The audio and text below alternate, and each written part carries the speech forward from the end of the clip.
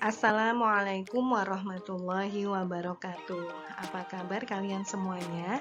Kali ini kita akan belajar tema 7, muatan pelajaran bahasa Indonesia, materi pidato. Sebelum belajar jangan lupa berdoa dulu. Nah, sekarang ayo kita mulai belajarnya. Dalam berbagai pertemuan atau acara-acara resmi, biasanya seorang pemimpin akan ditunjuk untuk berpidato. Tahukah kalian apakah pidato itu? Pidato adalah kegiatan menyampaikan suatu gagasan atau informasi secara lisan di depan banyak orang.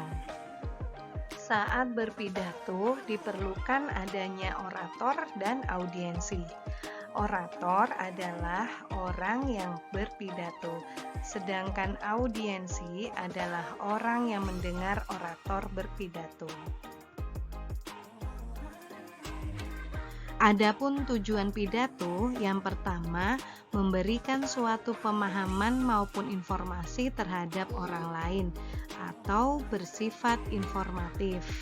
Yang kedua, mempengaruhi orang lain agar bersedia untuk mengikuti kemauan yang diinginkan oleh orator secara sukarela atau dinamakan dengan persuasif. Yang ketiga, pidato digunakan untuk membuat orang lain merasa senang dengan pidato yang bersifat menghibur atau yang dinamakan dengan rekreatif.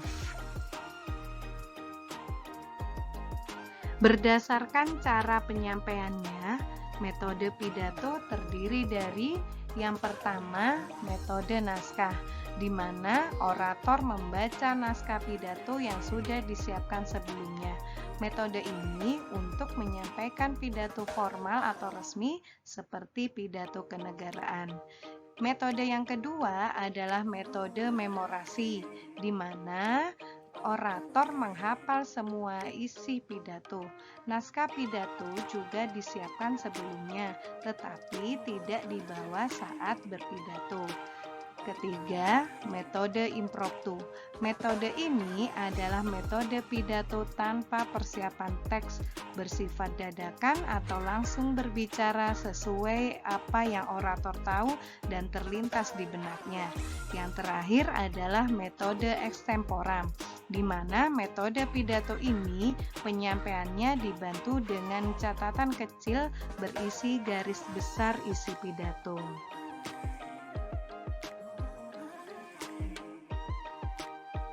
Beberapa hal yang harus kita perhatikan saat berpidato agar orang lain tertarik dan terpengaruh oleh pidato yang kita sampaikan adalah yang pertama adalah penguasaan materi. Dengan menguasai materi, kita akan siap tampil tanpa rasa grogi sehingga nantinya bisa menumbuhkan sikap percaya diri. Yang kedua adalah penampilan. Berpakaianlah dengan pakaian yang rapi dan bersih, sederhana dan tidak berlebihan. Yang ketiga adalah gaya bahasa. Susunan kata dan tata bahasa yang kita gunakan saat berpidato sebaiknya kita sesuaikan dengan audiensi. Gunakan pula tata bahasa yang sopan dan mudah dipahami. Yang keempat adalah ekspresi. Ekspresi wajah kita sesuaikan dengan tema pidato. Pasang wajah ceria dan semangat saat menceritakan hal-hal yang menarik dan pasang wajah sedih saat menceritakan sesuatu yang sedih. Yang kelima adalah suara. Berbicaralah cukup keras dengan kualitas suara yang jernih dan stabil agar terdengar oleh semua orang.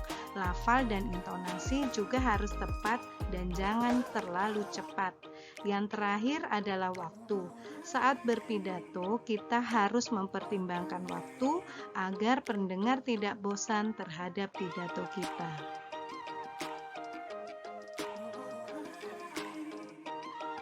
Teks pidato yang baik memiliki unsur-unsur sebagai berikut. Yang pertama adalah salam pembuka. Salam pembuka biasanya terletak pada bagian awal berisikan kalimat sapaan seperti Assalamualaikum warahmatullahi wabarakatuh, selamat pagi atau selamat malam. Yang kedua adalah pendahuluan. Bagian ini merupakan pengantar ke arah pokok materi yang akan dibahas. Selanjutnya bagian inti merupakan materi atau topik pidato secara lengkap. Yang keempat adalah penutup. Bagian ini terdiri dari kesimpulan, harapan, dan permintaan maaf kepada audiensi. Yang terakhir adalah salam penutup yang berisi kalimat penutup seperti ucapan terima kasih dan salam penutup.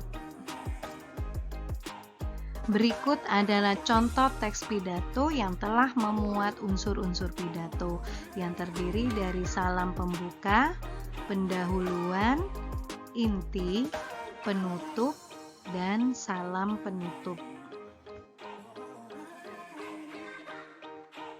Agar kita mampu membuat teks pidato yang baik, kita harus berlatih menulis teks pidato. Adapun langkah-langkah menulis teks pidato, yang pertama, tentukan topik atau tema pidato. Topik atau tema sebaiknya disesuaikan dengan kegiatan yang akan kita hadiri, sehingga mempunyai arti dan kegunaan bagi audiensi. Yang kedua, kumpulkan referensi bacaan. Referensi pidato dapat diperoleh dari pengalaman, hasil penelitian, imajinasi, atau dari internet. Yang ketiga, buatlah rancangan teks pidato. Rancangan teks pidato yang baik disusun berupa salam pembuka, pendahuluan, inti, penutup, dan salam penutup. Yang keempat, rangkaikan pidato.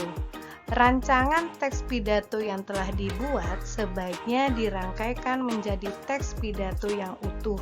Perhatikan kalimat efektif dan gunakan kata-kata baku saat menyusun pidato.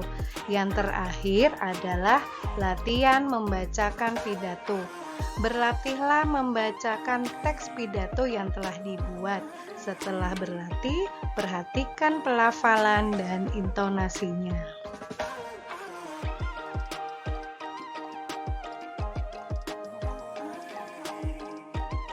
Demikian materi kita tentang pidato. Semoga bermanfaat. Tetap semangat belajar. Terima kasih. Wassalamualaikum warahmatullahi wabarakatuh.